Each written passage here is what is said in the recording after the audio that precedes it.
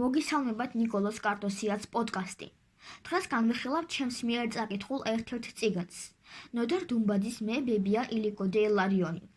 ნოდარ დუმბაძის მე ბებია ილიკო დე ილარიონი არის ქართული ლიტერატურის ერთ-ერთი ყველაზე გამორჩეული და საყვარელი ნაწარმოები. 1960 წელს გამოცემული ეს რომანი გვიჩვენებს სოფლის ცხოვრებას მეორე მსოფლიო ომის შემდგომ საქართველოში და აერთიანებს იუმორს, სევდასა და ღრმა ჰუმანიზმს. ეს არის წიგნის სიკეთეზე, ადამიანურ ურთიერთობებზე და იმ ბედნიერებაზე, რომელიც უბრალო, მაგრამ გულწრფელ ცხოვრებაში იმალება. რომანი მოგვითხრობს გურიაში მცხოვრები ობოლი ბიჭის სურიკელას ცხოვრებაზე. ის ბებია ოლღასთან ცხოვრობს. მათი მეზობლები ორი მოხუცი მამაკაცი, ილიკო და ილარიონი არიან, რომლებიც ერთმანეთს არ იწყობიან, მაგრამ ამავდროულად ერთმანეთის გარეშე არ შეუძლიათ. მათ შორის ყოველდღიურად მიმდინარეობს საოცარი დაპირისპირება, რაც ხშირად იუმორისა და სიცილის წყაროა.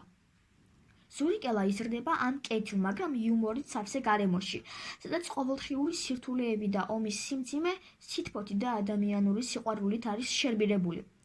რომანი ეპიზოდების კრებულია, რომლებიც სურიკელას ბავშვობიდან მოზარდობამდე მისდევს. სურიკელასთვის მთავარი გამოწვევა სკოლაში სწავლა და დასრულებისკენ მიმავალი გზაა. მას უყვარდება გოგონა მერი, მაგრამ მისთვის ამ სიყვარულის გამოხატვა რთულია. რომანი სავსეა მწარი იუმორითა და სევდით. იუმორის წყაროა ილიკოსა და ილარიონის დაპირისპირება, ასევე სოფლის სხვა პერსონაჟების თავგადასავლები. სევდა კი ომის შედეგად გაღებული მსხვერპლით, მშობლების გარეშე დარჩენილი ბავშვების ცხოვრებითა და ხანდაზმულობის ბედით არის გამოწვეული. სურიკელა იზრდება, ის ტოვებს სოფელს და თბილისში მიდის, რათა სწავლა გააქცელოს. თუმცა ის ყოველთვის ინარჩუნებს კავშირს მშობლიურ სოფელთან და იმ ადამიანებთან, რომლებმაც მისი პიროვნება ჩამოაყალიბეს. რომანის დასასრული ოპტიმისტურია, რაც გვაჩვენებს, რომ ცხოვრებისეულ სირთულეებსა და მწუხარებას ადამიანური სიკეთე და სიყვარული ყოველთვის გადაწონის. დუმბაძის მე ბებია ილიკო და ილარიონი ქართული ლიტერატურისთვის რამდენიმე მიზეზის გამოა მნიშვნელოვანი. პირველი, იუმორი და სევდა. დუმბაძე ოსტატურად აბალანსებს იუმორსა და სევდას. მისი იუმორი არ არის ზედაპირული. ის ხშირად წარმოიქმნება პერსონაჟების უბრალოებით, სიკეთითა და იმ მოვლენების ტრაგიკომიკურობით, რომლებშიც ისინი ხვდებიან. ეს იუმორი მკითხველს საშუალებას აძლევს, რომ სიღრმისეულად შეხედოს პერსონაჟების სულს და მათ პრობლემებს. სევდა კი არა ტრაგედიის, არამედ იმის გამოხატულებაა, რომ დრო მიდის, თაობები იცვლება და ადამიანები ტოვებენ თავიანთ კუნძულებს, სადაც ბედნიერები იყვნენ.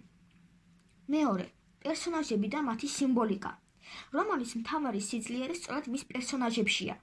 ისინი არ არიან მხოლოდ ლიტერატურული ტიპები, არამედ ცოცხალი, სრულიად რეალური ადამიანები. სურიკელა სიმბოლოა უმანკოების, გაზრდის და ბავშვობიდან დასრულებისკენ მიმავალი გზის. ბებია ოლღა, სიბრძნის, უპირობო სიყვარულისა და ოჯახის სიმტკიცის განსახიერებაა. ილიკო და ილარიონი იუმორის წყარო. მათი დაპირისპირება სიმბოლოა იმისა, რომ სიყვარული, სიძულვილი და მეგობრობა ხშირად ერთმანეთისგან განუყოფელია. ეს ორი პერსონაჟი ქართული ხასიათის ყველაზე დამახასიათებელ თვისებებს აერთიანებს: გულღიაობას, სიმკაცრეს, იუმორსა და უსასრულო სიკეთეს. მესამე, სოფელი როგორც მიკროსამყარო. დუმბაძე თავის რომანში სოფელს აღწერს არა როგორც უბრალო ადგილს, არამედ როგორც იდეალურ მიკროსამყაროს. ეს არის ადგილი, სადაც ადამიანები ერთმანეთს ეხმარებიან, სადაც უბრალოება ყველაზე ძვირფასია და სადაც ადამიანური ურთიერთობები უფრო მეტად ფასობს, ვიდრე მატერიალური კეთილდღეობა. დუმბაძე ახალისებს მკითხველს, რომ დააფასოს და იპოვოს სიკეთე ყოველდღიურ ცხოვრებაში. დუმბაძის მე ბებია ილიკო და ილარიონი არ არის მხოლოდ ქართული სოფლის ცხოვრების აღწერა. ეს არის მარადიული და უნივერსალური ამბავი ადამიანურ სითბოზე, ურთიერთობებზე, სევდასა და სიცოცხლის ხალისზე. რომანის მთავარი ღირებულება მისი გულწრფელობა და ჰუმანიზმია. ახლა კი დაგემშვიდობებით. მომავალ პოდკასტამდე.